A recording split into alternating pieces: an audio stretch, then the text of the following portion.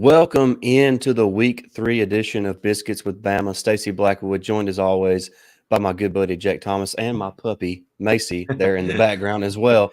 But yeah, Jake, it's week 3 of the college football season. Alabama is coming off that disappointing loss to Texas last week, trying to get back in the win column this weekend when they travel down to Tampa to take on the South Florida Bulls this afternoon at 2:30 p.m. Central Time on ABC. Jake, how you doing on this Saturday morning? Man, I'm doing great. Got my belly full. Got coffee in me. So now all there is to do the rest of the day. Since it's kind of a little gloomy here in North Alabama, just sat and watched football the rest of the day. And especially that Alabama game, because there's a lot of questions that need to be answered today. And we'll see if they are. No doubt about it. There's plenty of question marks. And if you're watching live, please jump in the chat and give us your thoughts and opinions on today's matchup with South Florida. We're going to be touching on the obvious news that Tyler Buchner is going to be getting the starting nod, or reportedly getting the starting nod against South Florida today over Jalen Milroe. So we'll talk all about that. We'll talk, basically position by position, what needs to happen for Alabama to have success and kind of what we're looking for from the Crimson Tide following that last weekend to Texas as they try to get back in the win column and kind of right the ship before SEC play starts next week against Ole Miss. I think there's 7 straight SEC games following this week against South Florida. So got to get everything cleaned up before next week and the SEC schedule gets rolling. So got a lot to talk about today, Jake.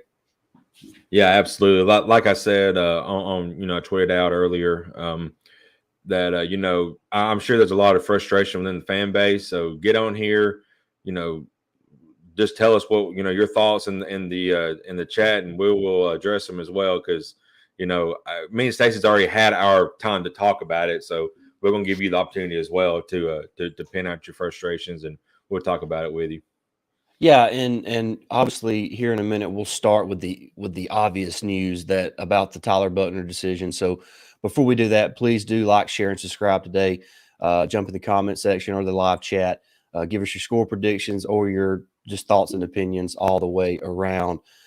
Jake, as far as Tyler Buchner goes, what are your thoughts about him getting the starting nod? Did you expect this to happen following the loss to Texas, and just your overall thoughts on the current QB situation in Tuscaloosa? I thought that a change would happen because if a change is going to happen, I would rather for it to happen in this game rather than Ole Miss next week. We don't need to run in 2 or 3 quarterbacks in the Ole Miss game next week, or we're bound to set up for a loss. So, Tyler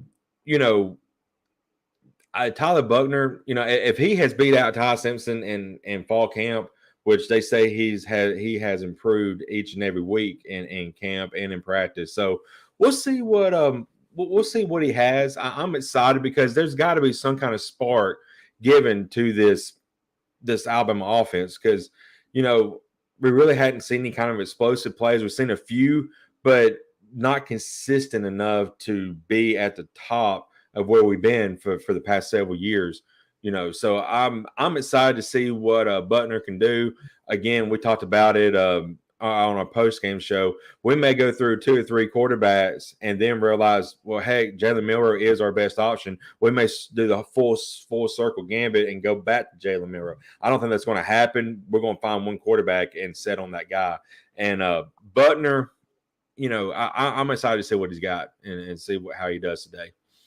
Yeah, it's what stinks is that it's going to be rainy and wet and just kind of nasty down there in Tampa. I think it's raining down there right now, going to rain pretty much all day. So not sure what the game plan will be for that for Alabama, because playing with a wet football, you've got to kind of change what you do offensively. So it'll be interesting to see what they do there. Locked on Ole Miss says I'm team Ty Simpson 8 days from now. Yeah, he's already looking ahead to that matchup next week in Tuscaloosa between Alabama and Ole Miss, which, man, that's going to be interesting. Depending on what happens this week, what Tyler Buchner shows to the fan base will be interesting to see. And Jake, I'm just looking forward, really more than anything, just the mentality of this team. What does this team's mental makeup look like, or do they come out focused and energized and ready to play It's not very often you play a non-conference opponent away from Tuscaloosa that's a non-Power 5 team. So just a really interesting matchup today. And this team's got to come out with some energy, some enthusiasm, and just they got to want it, man. And I'm not saying they didn't want it last week, but the offensive line didn't come off the ball. They were soft last week in the, and that's got to change, regardless of what the situation is at quarterback. Everybody else around the quarterback's got to play well too. So I'm looking forward to that. Jalen Milroe did a good job of making some explosive plays, but he didn't do anything else. It was either an explosive play or nothing. Right. And that's what drove the coaching staff crazy, because you got to be able to hit the intermediate game. You got to be able to make plays on 3rd and 5. I think that's what the coaching staff's looking for. Whether Tyler Buchner can do that for Alabama remains to be seen. So, if I'm anxious to see, I guess as far as Tyler Buchner's concerned, is how long is the leash, or how short is the leash? Mhm. If they decide that the Buckner's not it, do they go to Ty Simpson? Do they go back to Milroe? Do they go to Dylan Lonergan? Right. What's the plan post Buckner if he doesn't work out? So there's a lot of variables there. So just excited to see how that all plays out this afternoon. Yeah, we got some good comments in the chat, Stacey. Go back up here to Brian. He said, "Morning, fellows. Good morning, Brian." Mamba 1207 said Buckner is decent. Bob, I think Coach Saban is doing what he said all preseason. QB competition would be ongoing. I think a change had to happen. Milroe might win it back, but Buckner deserves a shot. I agree. You got to find the right guy, and from what I've read, and there's no I just the personality, the way that Jalen handles himself. I read earlier that he is a locker room guy. That's great. You've got to have a locker room guy, and looked like he won the team over to start the season. But if he's not consistently making the plays, then you have to look to that next guy. And if Buckner can be that guy, eventually, if he is, then eventually he'll probably win over the locker room as well.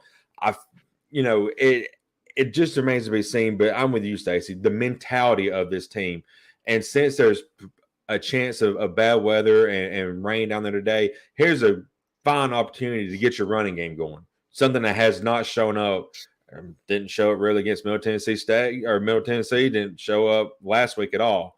If you're going to be running the ball a lot today, if it's raining, get that ground game going, and we'll see if they can do it. Yeah, I mean that's really important. The offensive line has got to. That's what I brought up the offensive line a minute ago. They've got to fire off the ball and do something. They have no excuse against South Florida. They're bigger, they're better, they're more athletic. They've got to fire off the ball and do a good job today, and it's going to start with those guys up front. But what Alabama needs offensively, I think the wide receivers in the early portion of the season have been the lone bright spot or consistent bright spot of the offense. I mean, Isaiah Bond has made consistent plays. So is Jermaine Burton. Amari Niblack's been really good. Kobe Prentice has been split. Malik Benson has made some big-time catches on 3rd down or even 4th down like he did last week against Texas. So I think the wide receivers have proven that they are capable of being playmakers. Alabama needs that point guard to distribute the football now. And they need a guy that can make it on all 3 levels, both in the short, the intermediate, and the deep passing game. Milroe just seems like he was a deep ball thrower, and that was about it. So Alabama needs that consistent guy who can read the defense, read the coverages, and not just hone in on one receiver and say, hey, that's who I'm going to as soon as I get the snap, because that's going to get you into a lot of trouble when you play quarterback. Yeah, I agree, Stacey. Brian said the O-line's got to have it to get together, and as well as the D-line. We'll talk about the defense here in a little bit, but you're right that a lot of the talk in the off season and through camp was the drops. See if the wide receivers can get that under control. And so far, man, they have. I think when the ball is thrown in their vicinity and they are to the point where they need to make a catch, or they can catch it, they have consistently. Now I'm not really going to talk about the overthrows and then the short balls. That's one thing, but everything that has been thrown in their vicinity, they have caught. at a consistent clip. So I think the drops are fine. You may see a couple today if the ball's wet a little bit, but I wouldn't like start freaking out if it does. Yeah, I mean, drops today would be understandable if Right. it's as wet as the forecast is indicating that it will be. Mm-hmm. I want to get to the chat. Put some of these up here. Mm-hmm. The biggest question is who can read the defense best. Jalen couldn't read it correctly, so we need someone who can read and react. Defense has to play full guns blazing, and offensive line has to block, period, no matter who the QB is. No doubt. Some people seem to treat Buchner like he's not a Bama man. They act like Milroe is getting treated unfairly because another Bama player might be better. Maybe Buchner will suck, but we'll have to see. Yeah, I mean, I don't think Jalen's being treated unfairly. I think I think if you go to the team inside the locker room, which is what really matters, the team probably knows that this competition is going to be ongoing. And that it was ongoing even when Jalen was named the starter for Middle Tennessee State, because Saban has said that adamantly over and over again. That once somebody won the starting job against Middle Tennessee State, that was just the beginning. They had to then hold on to that job. Right. Milroe has not played well enough in the eyes of the coaching staff to hold on to that job here against South Florida. So, here comes the next guy. So the fact that people are surprised is what is surprising to me. Yeah, I don't think there should be any surprise. Now, last week, if Jalen would have thrown for 4 touchdowns and 375 yards, there would be no question that he would have won the job. But since he didn't do that, the QB competition is ongoing, and I'm fine with that. I think you've got to get it right this week, though, because Ole Miss, like I said, you don't want to be trying to experiment with quarterbacks in a big SEC game like that. Yeah, and I want to point out something. It's not just the interceptions with Milroe. Mm-hmm. That people like to focus on the interceptions because they're the obvious things that he did, wrong last week against Texas. Mm-hmm. But Jake, on the second interception to Jermaine Burton, I mean, he come out with, as soon as he got the snap in the shotgun, his eyes were to that side of the field, and Jermaine Burton was the only receiver on that side of the field. We had, I think, 3 to the other side. Right. And Ja'Cory Brooks was running a seam route, and there was nobody within 20 yards of him. Right. Yep. I mean, it would have been an easy touchdown. I think it was Ja'Cory Brooks. It might have been Bond. I seen a 7, but he looked bigger than Bond, so I'm assuming it was Brooks. So that's what the coaching staff sees. Once they watch the game film, there was multiple occasions where there was guys open where Milroe threw it somewhere else where it shouldn't have been thrown. And so that's what the coaching staff sees. It's not just the interceptions. Now, the interceptions are important and they're critical because you can't turn the football over, especially twice against a team like Texas. I mean, and basically the second one's a pick 6. I mean, they returned it in the 5-yard line. It was basically a touchdown for Texas. So you can't do those things, especially in a tight football game. So that's what the coaching staff's looking at. But I just wanted to point out that it's not just the interceptions. It's some of the little things that Milroe just hasn't got a hold of yet. He's a young player. Look, guys develop at different rates. Jalen Milroe didn't become, he's not now. I think Joe Burrow just passed him as the highest paid player ever in the NFL. But, this offseason, Hurts at the time signed the biggest contract in NFL history. But he didn't become the player he is today overnight. Right. I mean, it took him several years. You got to develop. So I'm not saying that Milroe's not going to be a great quarterback. I'm just saying right now, I'm not sure he's the best option. He may be, but I'm not sure. So you have to give somebody else a shot. Yeah, I agree 100%. Like I said, and I've been on record, I was a proponent of Milroe, to start the season, but I'm also realistic. I really think, he has his issues, and I will say it's not fair to pin all the struggles on him because, like we have mentioned, the offensive line's got to play a lot better. We've got to get some kind of run game going. But I mean, really, when he's playing and he's on the field, it's like this, Yeah. That he sees nothing on this side, and I mean that's one thing you got to have a quarterback to do. If this option's not here, you've got to scan elsewhere and see if you can find something. There were several.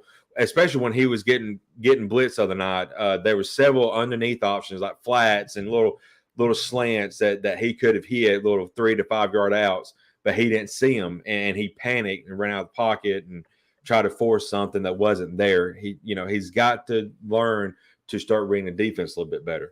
Buchner, I feel like, is a better option at reading the defense. And let's see if he can play with a lot of consistency today if he gets an opportunity with all that rain coming in. Yeah, I mean that's the consistency is the word, Jake, and Right. that's really the word for the entire team. The entire team has to play with more consistency.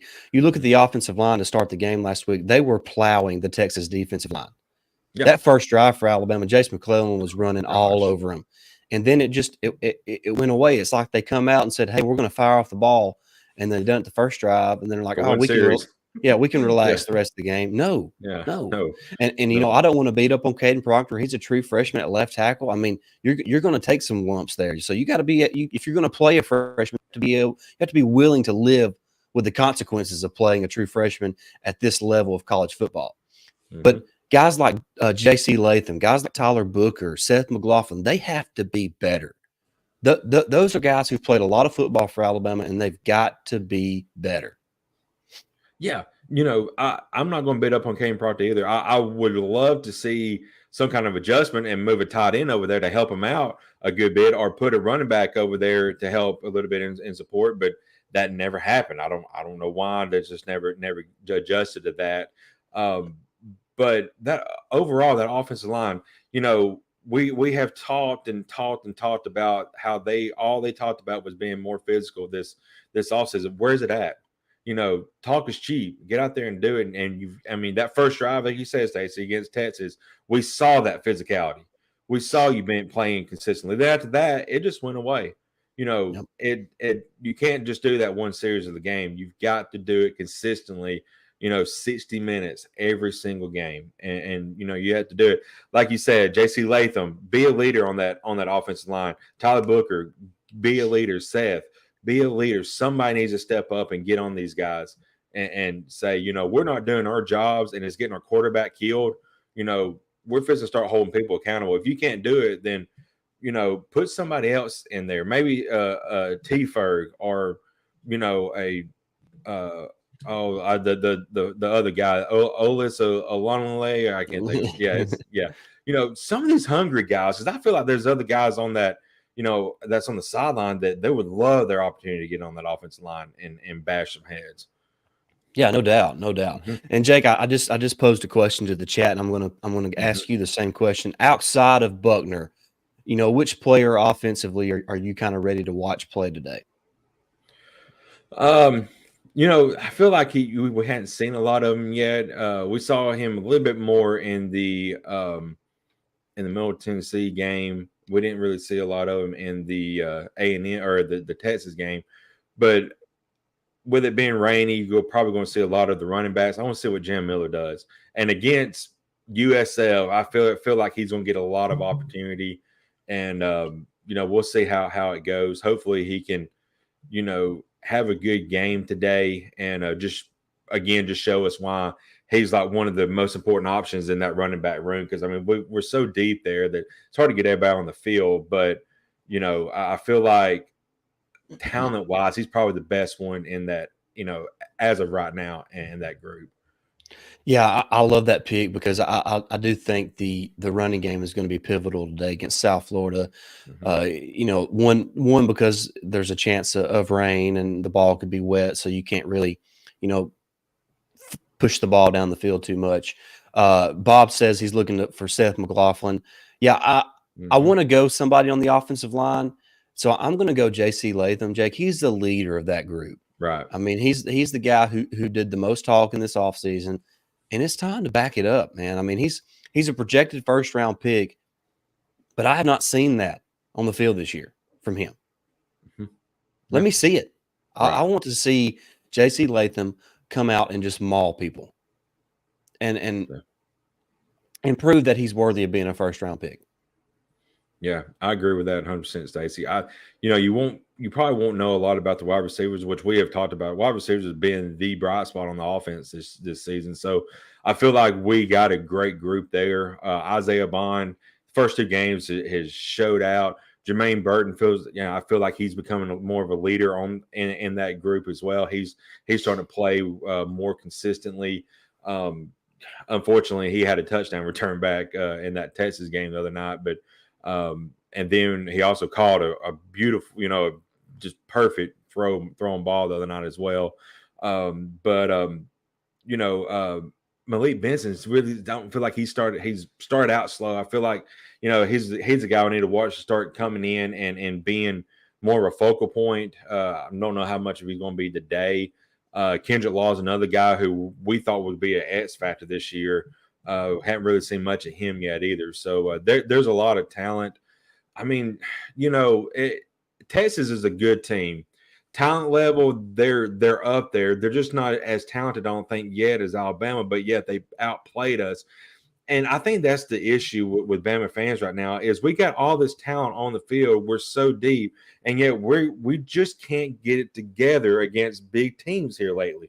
The last 2 years, I mean, against Tennessee, we was far the more superior team, and they just went up and down the field like it was nothing. LSU, I feel like we was a better team. Now we were down there, but we was a far better team talent-wise, and we just could not, establish our will like we have in the past. And I think that's the issue with fans right now. It's just we have all this talent, but yet it's not all clicking like it should be. Yeah, I want to get up to a point here that Michael makes about the playbook and how teams are so prepared for Alabama because Alabama basically does the same thing all the time. So, and they've been doing the same thing for many, many years. So, I agree. I agree to that to a certain standpoint. Mm-hmm. Yeah, the plays are the same, but there's only so many plays anyway. You know what I mean? Like you're only going to do so much anyway. It comes down to execution. The guys don't execute. If your line doesn't block and your quarterback doesn't read their coverage right, it don't matter what play you call. Mm-hmm. I don't care if you've called the greatest play that's ever been invented. If the line doesn't block and the quarterback doesn't read the defense and execute the play, then you're not going to have success. Right. So, look, it's true that teams can scheme against Alabama, better because they know what Alabama's tendencies are. Mm-hmm. But it have to be able to execute. Like I said, you can call the greatest play ever drawn up on a dry erase board, but if your players don't execute, it ain't worth a hill of beans. Right. So you have to be able to execute, and Alabama doesn't execute on a consistent enough basis. Yeah, I agree 100%. Brock's, he said Bama is soft and terrible in the trenches, and Freddie Roach ain't the guy. Me and Stacey was we talked in the offseason about how we felt like it was like a contract year for Freddie Roach because there's been no development, it seems like, and with our defensive line, and they just have not played up to their abilities. Well, it's still happening, 2 games into the season. So Freddie, I really like Freddie, really, as a Bama fan and what he did, he was a great player for us, but maybe he just isn't the guy as a D lineman that we need. Yeah. And Michael says you saw Texas attack the perimeter when they weren't successful early. Well, when Alabama was having some problems moving the ball offensively, there was 2 wheel routes to the running back that he missed on the perimeter. Yep. Rodell Williams caught one of them, but he'd have scored a touchdown if Milroe had put it on him instead of behind him. Right. And then Jace McClellan would have scored on the other if it hadn't have been overthrown slightly. So the play calls were there. They were there. They were both wide open for touchdowns. They just didn't execute. Yep, so right. I want to look. I'm not saying Alabama calls the perfect play every time. I'm just saying that more times than not, the players just don't execute the plan. If the offensive line, if you're running the ball, off tackle, but your tackle or your guard missed their blocks, the play call was irrelevant. Mm-hmm. The guys didn't block their players. So the execution part of it is the biggest thing. And but that is both the coaches and the player. And so it's the coach's job to make it to where the players can execute it and to also call the plays that the players can execute. But at the end of the day, Jake, the coaches are on the sidelines during the game. They're not on the field. Yep. They're not on the field. Those 22 players who are on the field for each and every play, those are the guys who decide the game. Mm-hmm. The team that execute the best is the team that wins. So that execution is the biggest thing, and I do agree. I don't know why we've stopped running some wide receiver screens. I don't understand that, and but running back. yeah, I don't understand that. I will agree for sure on that. I was talking to a guy at work about this other day. I was like, "When's the last time you had seen a running back screen from Alabama?" I couldn't tell you when. I couldn't You either. know, I think this year we've implemented a couple of draw plays. That's something that we didn't see much with Bill O'Brien, but it's just the running back and wide receiver screens. I don't know. It's just like non-existent in our playbook anymore. It seems like. Brock wants to know why we're not running the damn ball. And We then got to be able to block. yeah, we got to be able to block.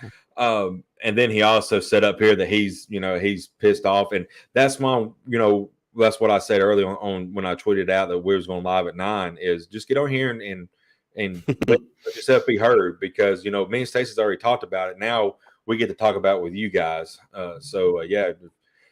also said that Bama is still in discipline. I was hoping Middle Tennessee State they would have had that out of the system, but apparently they still don't. Yeah, Alabama played such a clean game against Middle Tennessee State from like a penalty standpoint, and they didn't turn the football over. So I thought maybe this team even if they're not as top heavy as far as talent goes, maybe the discipline and the execution can help carry them further than what maybe the talent at the top end would normally indicate. But man, last week 10 penalties for 90 yards against Texas, 2 turnovers. That's not going to win you many football games at all. Right, exactly. So, Stacey, before we move off the offensive side of the ball into the defense, I want to ask you a question. Ask a chat question that I saw this week on X or Twitter, whatever you people want to still call it. It sounds weird to call it X, but anyway, a lot of people have commented about. It seems like the lack of discipline, the fire has been gone since Scott Cochran left. They're saying that there's not like a coach on the sidelines anymore that kind of gets the team fired up anymore. And I just want to get your thoughts on that. Do you think it's because Scott Cochran's gone, or you just feel like it? Well, we won championships without him. Exactly. That's what I said. I think that's overstated. I'm not saying Alabama doesn't need somebody that's a little more energetic, but I don't think that's. I think that's a little bit overplayed. I do too. Like I said, we won. Of course, everybody wants to talk about the and that's one thing I want to address real quick that pisses me off about other fan bases, and I talk about other fan bases too.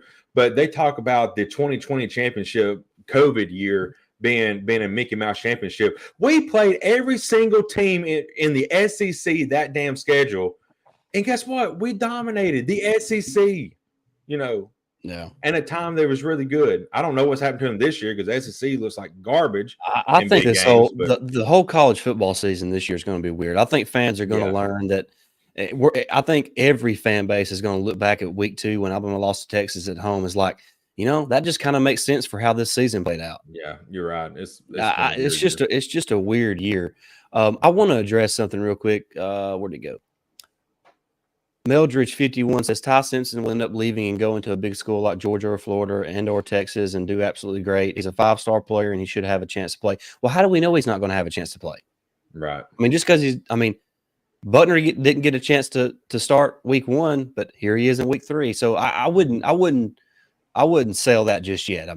There's a long way, and I'll be my sources have told me that Ty Simpson received the majority of the second team quarterback snaps this week. So I would not be shocked if Ty Simpson's not QB2 today. Yeah. So I wouldn't panic on that just yet. He's just a redshirt freshman. It's a long way to go. Yep. Let's see here. Yeah, when it said Fats and whooped him, Jake. Yeah, that's right.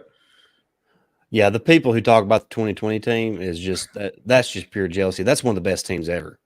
Yeah, that offense was ridiculous. Yeah, it was. And to think, Jake, they played most of the season without Jalen Waddle. Think how good they'd have been if they had Jalen Waddle all year. Yeah, Jalen Waddle got hurt, and and he come back in the championship game, but you could tell he was not 100%. So yeah, man, that offense would have been electric with him on the field.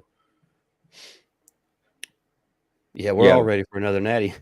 yeah, yeah, Well, yeah. and All and right, and Chris. here's some good news. Next year there's a 12-team playoff, and I mean, basically edge Alabama in about every year, so you're going to have a chance. And next year, I don't think we're gonna have a QB issue because there's a kid coming in, Julian Sayin, who of course it's still early. He's yet to play in the SEC or in an SEC environment. But from what I've heard, Stacey, is this they say that this kid's already could be better than Bryce Young. I'm like, man, that's huge if it is. But Bryce Young was a special player. But if this kid is the same, ooh. Yeah, I agree. Stedman Nick says we don't have no dogs on the team as of right now, Yeah, or at least hasn't been proven. I agree with you. I That's agree. there's I go back. I know most everybody have seen it where the Texas offensive lineman, way after the play was over with, body slammed Deontay Lawson. 4 or 5, well, maybe a little bit longer than that. Under Jeremy Pruitt or Kirby Smart as defensive coordinators, there would have been a fight on the field over that. Yeah. I Reggie mean, Ragland, oh, Reuben Foster, them guys would have just murdered that kid on the field. Jonathan Allen. Jonathan Allen, yeah, that would have never happened on that field. And Well, it'd have happened one time, and that'd have been the end of it. right, yeah, they would have taken their flag, they would have taken their personal foul penalty, and they probably would have had to run 140s in practice. But at least the other team would know you're not messing with Bama, and we just don't have that dog mentality right now. Bama really need another Devontae Smith and Derrick Henry. I'm sure they're trying to find them. Those guys don't grow on trees.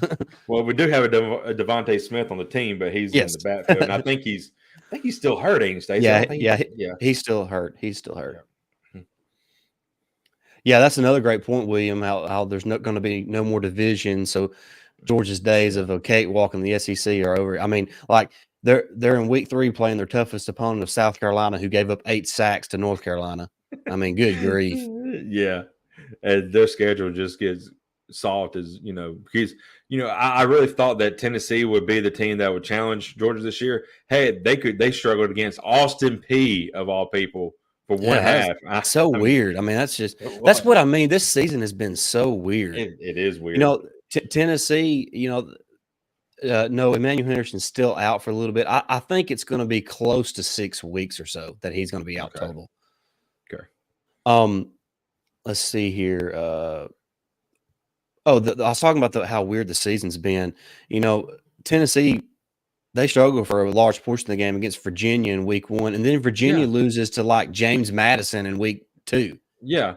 I mean, it's just such a weird year. Yeah. And look at North Carolina. They blew out South Carolina the first week and then went to overtime against App State. Of course, App State has always been that greedy team who beats a Power 5 team every year. They're a thorn in the side of a Power 5 team. I'm glad we don't ever schedule them. Ain't no way. See, that's look. I'm sorry. That's smart scheduling by Alabama. Yeah, that is a no-win situation. If you beat them, who cares? If you lose, it's the talk of the town. So it's a no-win situation for Alabama. That's right. What leaders will emerge for this team? It better happen soon. That's a good question. That's a great question. That is the story of Alabama football for this season. Who is going to step up? Alabama needs a leader. I don't know who it needs to be, but it needs to be somebody like J.C. Latham, who likes to talk. It needs to be somebody like Malachi Moore. It needs to be one of those veteran players who's played a ton of football in the SEC to step up and say enough is enough. We've got to come out and execute and dominate these people for 60 minutes, not for a drive here or a drive there, but for 60 minutes. Dallas Turner, he ran his mouth a lot. Yes. Talked about glorious murder balls back. It wasn't in week 2. It wasn't in week 2. Well, part of it was right. It was completely joyless for me. Yeah, for sure. Oh man, yep. Those 2 interceptions, he was not in any way pressured. I love Milroe, big supporter, but I'm not convinced he's ready. 100%. Yeah. That's it right there. I think that Yeah. sums up how I feel, and I think how a lot of Alabama fans feel about Milroe. Look, Mhm. Milroe is a very likable kid, man. You listen to him talk and watch him. He's got that infectious smile. Mhm. You can tell he's just a good, bright young person with a great future ahead of him, even if it's outside of football. But I'm not sure he's ready for big time college football yet. Right. I agree. Meldridge 51. It seems like every year we lose our assistant coaches to other schools. So apparently we are not the only ones putting players in the pros, but also putting coaches in the big leagues. Yeah. Alabama has to deal, it seems like deal with that every single year. We lose, a coordinator, but I feel like we've handled it. I feel like the hires this year, I I still think just give him some time to get acclimated. Kevin Steele is going to be a great hire, I believe, and because he will instill that discipline back into the defense. But it's just going to take some time. And then Tommy Reese, he's still young, he's still an up and coming offense coordinator, so give him time. I think the play calls, like Stacey said, were there the other night. They just were poorly executed. I mean, I still that still haunts me, Stacey. You brought up that Will route. I mean, if he would have hit that, I feel like the momentum that'd been big momentum swing, and Alabama would have got a fire lit under him, but it just missed. Because I jumped up out of my recliner when that was thrown. I was like, we got it. Oh, just Let's see. Champs Green says, Otis, what's up with him? Thought him and 7-year Justin was going to be mean up front. Yeah, the defensive line, and I guess we can kind of shift to kind of talk about the defensive side of the football yeah. now, Jake. The defensive line has been one of the biggest disappointments too, Jake. And it's I don't think they've been as bad as what most fans believe, Right. because I think most fans envision guys like Quentin Williams and Jonathan Allen. Well, those dudes are rare. You don't have those guys every year. You have those guys, once every few years. But the fact that guys like Tim Smith and Justin Aboybe are basically the same players they are right now as they were when they arrived on campus is that's just frustrating. Mm-hmm. Now, I will say this. Now, and look, you got to give credit where credit's due. Tim Keenan's a guy who's shown a lot of improvement since he got He to has. campus. I Yep. think Jaheim Otis is continuing to improve. He's still a young player. He's only a sophomore. Um, I just I'm just frustrated with the defensive line. That's the best way I can put it. Yeah.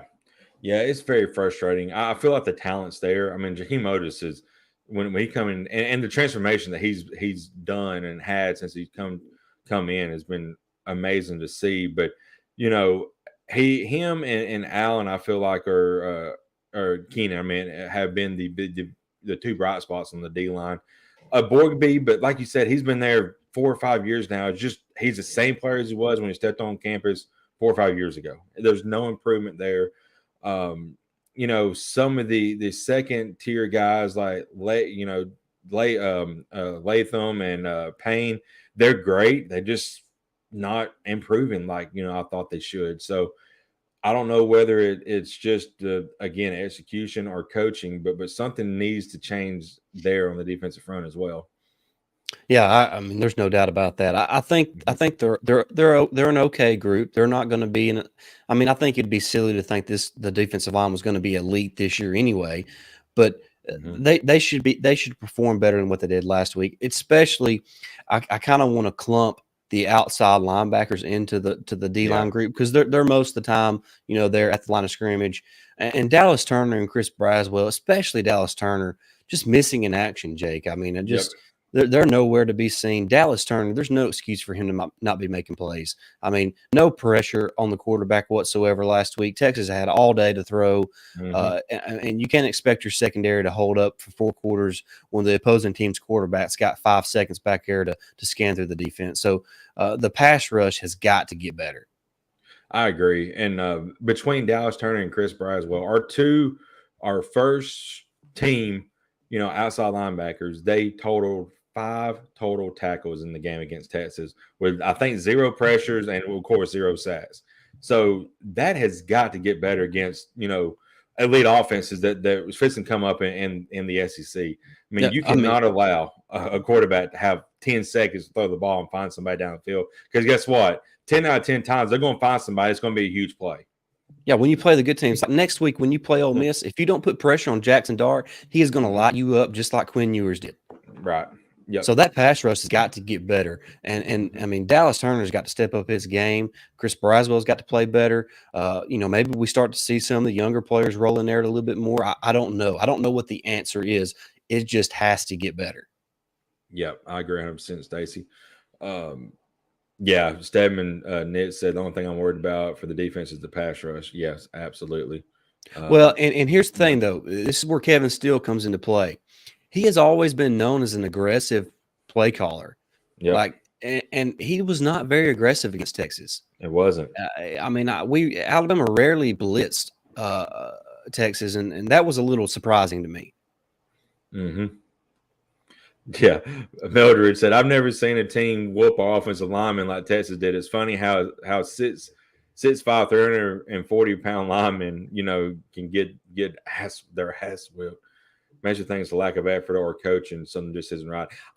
We love Eric Wolford. I think he has done a great job.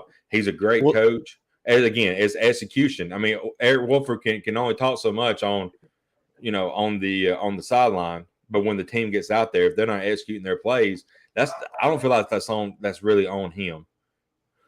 Yeah, well, and he's only in year 2 as the offensive line coach, Jake, and Right. And there's no doubt that the Alabama offensive line has improved from 2 years ago before he took over the job. So I don't think it's a coaching problem right now. I think it's just an execution problem. I think it's a mindset thing, Jake, with the offensive line.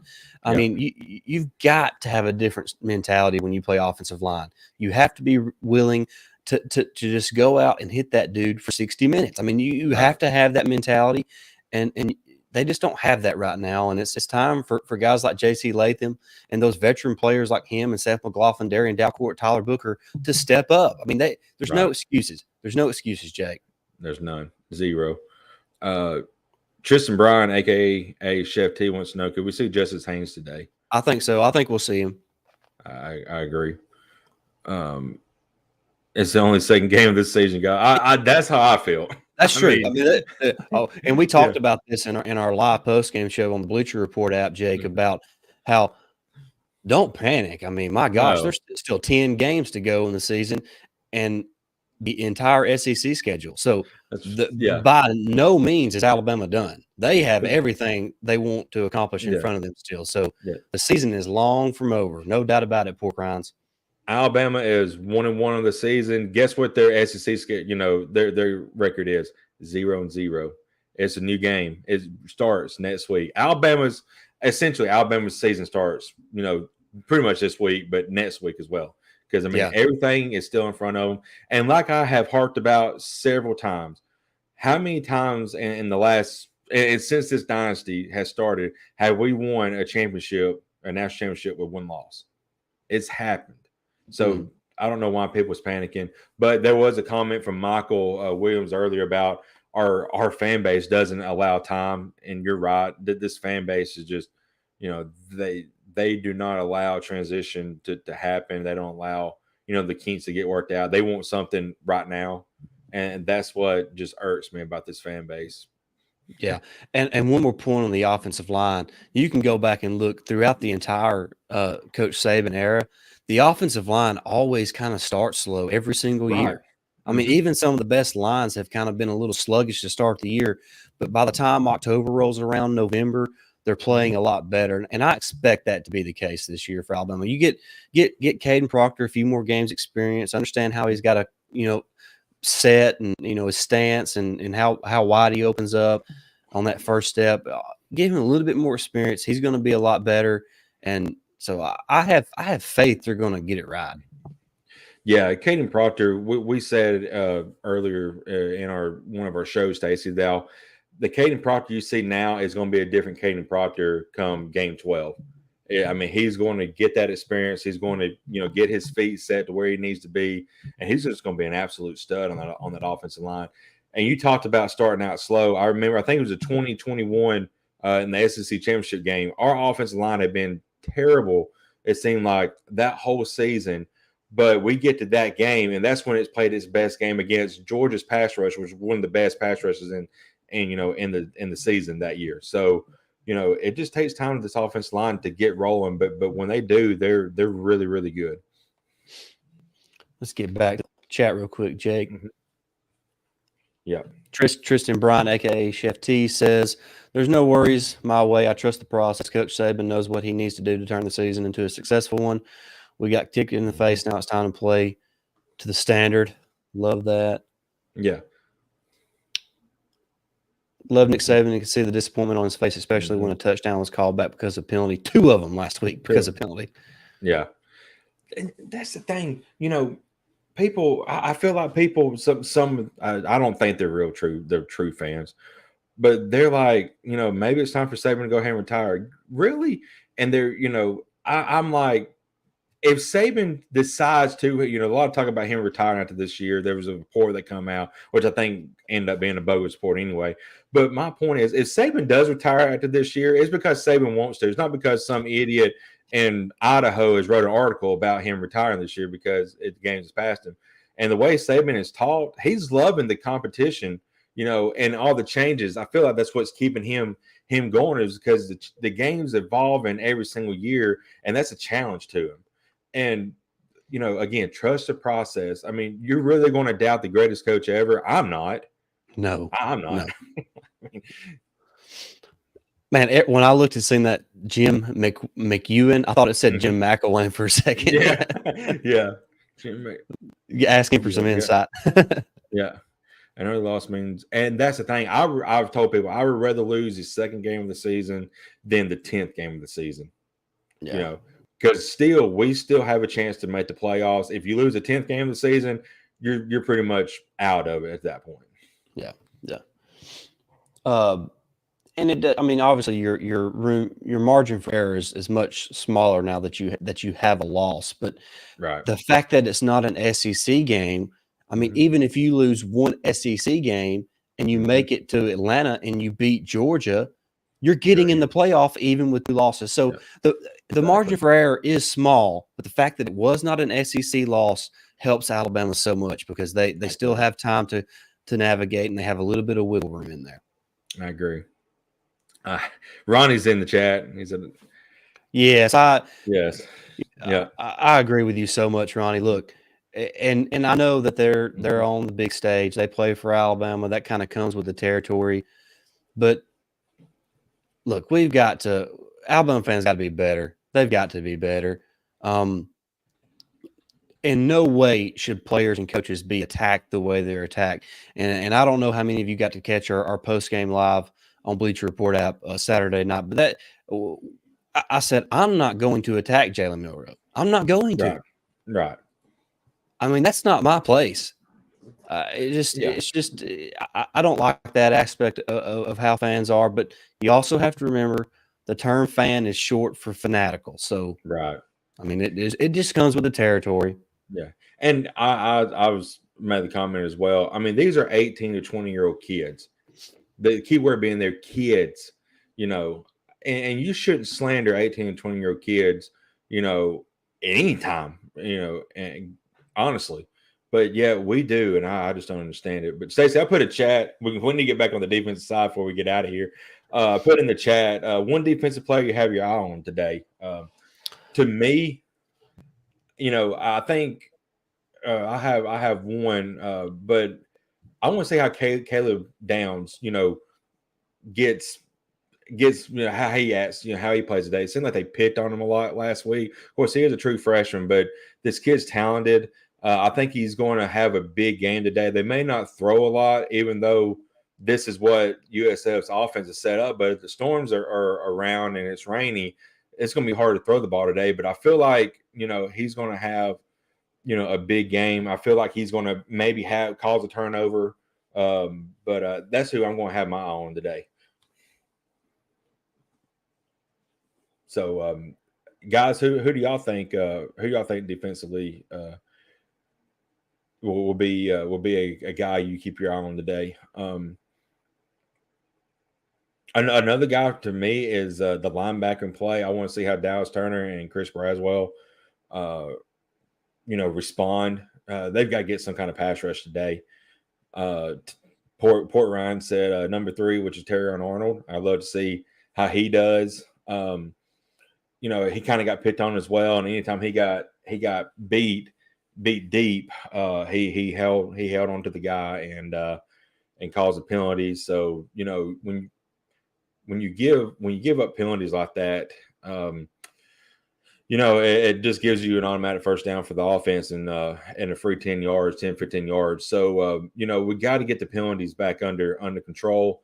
Michael said the D-line, I'm anxious to see how the D-line reacts. We need some kind of push, some kind of leader on that D-line to step up and be a leader. Maybe that's a Tim Smith. Maybe that's a Justin Aborby. I will say that I felt like on the defensive front, Tim Smith made a lot of good plays last week. So, maybe he gets more involved and gets rolling. But I feel like there needs to be a leader on the defensive line to step up and start making some plays as well. We got Stacey back. Looks like. Sorry about that, guys. I thought we were going to make it through a whole show without an internet issue, but we didn't quite make it. But good news, the flash fiber internet that we're getting in our area, they are installing it in my subdivision right now. So it will not be long until this issue is resolved. So, but sorry about that. I'm back. Yeah, for me. But defensively, Jake, I see a lot of comments on there, and my guy's Terry Arnold. He had such an up and down performance against Texas. I mean, he was so physical against the run, and he made a lot of good plays there, but he got beat a couple times, committed a couple penalties. I want Terry Arnold to put together a full performance to see him to show what kind of player he can be. Yeah, Port Ryan had also mentioned Terry Arnold in the chat. I had made a comment about that. That's another guy I want to see how he responds. Because, like you said, he had a couple of those penalties. And when you have penalties like that, I mean, that's just a free 15-yard penalty for the offense. You just give them free 15 yards. So, I would like to see those penalties get reduced some today. And then we're talking about the defensive line. Port Ryan's defensive line is not good enough to expect anything from that group. I mean, I feel like there's talent there. I just don't know why they hadn't clicked it up here yet. I don't know what the issue is, but Chef T has also said I want to see James Smith today. I would love to see James Smith, see what he can do today as well. I hope we get a chance to see him on that defensive front. Yep. See, I'll make sure I ain't missing anything in the chat. Everyone, please understand that the O-line play the same way. Our quarterbacks will not stand a chance to succeed. Now, if Tyler doesn't play well, watch how he gets trashed by our fans as well. Yeah, I mean, for sure. But I think a change is needed, though. And I was a huge Jalen Milroe supporter, but a change was needed.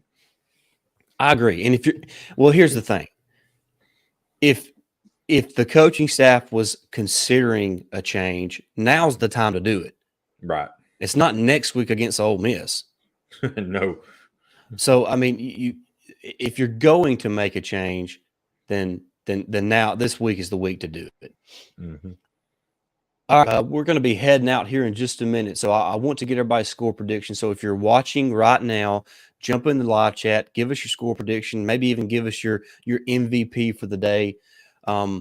Jake, I'm looking forward to this game simply because I want to see the response after the loss. I obviously want to see how Buchner handles the situation of being the guy for the Crimson Tide. And I think it's important to realize, guys, he made a start on the road at Ohio State last year, so he's not going to be intimidated by anything. No. So I think that's critical. That's huge. Yeah. But weather's out good. I want the weather's good. Yeah. Our defense has to really learn how to cover. Anyway, yeah, we'll get Stacey back, I believe. But I'll go ahead and give my prediction, Stacey. We have talked about mentality. I want to see the mentality and the mental makeup of this team. Are they going to come out and do exactly what they've talked about all offseason? Are they still just going to play this lethargic type of game? I feel like we're going to learn a lot about the team that today, and whether it's good or bad, I'm still going to support the team regardless. And I hope Buchner has a great game. I don't know how many chances he's going to get with the rain in the forecast. The spread is 32, I believe, still somewhere around that range.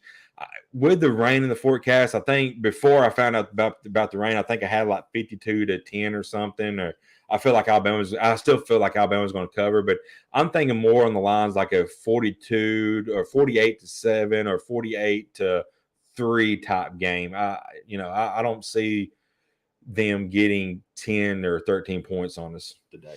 Yeah, I'm struggling with a score prediction, Jake, because of the weather. Like, I know. If it's nice weather, then I think Alabama could drop a 50 burger on them, exactly. And but if not, then it's kind of hard to tell what the offense is going to do. But I think Alabama does cover the 32 or 32.5 point spread. I'm looking forward to seeing, just like I said, the offensive line come off the ball and hit them in the mouth. And I'm looking for the defense to play a little more aggressive this week than what they did last week against Texas. But guys, thank you so much for watching. Been a lot of fun for our week 3 edition of Biscuits with Bama. Lot of interesting notes to follow in today's game against South Florida with Tyler Buchner now being the starting quarterback. But thank you so much for watching. Yeah, go ahead. I was going to say, there will not be a post-game show from us tonight. We've got some stuff after the game going on, but that should be returning for the Ole Miss post-game show next week. So, just remember that. We will not be live this week on the Bleacher Report app. I have some stuff to do with my kids after the game, so I won't be able to do that. But me and Jake will probably try to record something maybe tomorrow, or maybe even go live tomorrow afternoon. We'll try to do something, but we'll let you guys know. But thank you so much for watching. Been a lot of fun. Cannot wait for the game at 2:30. Make sure you do like, share, and subscribe. Follow us on social media at Tide Talk Live. But we'll see you again real soon. And until next time, roll Tide. Roll Tide.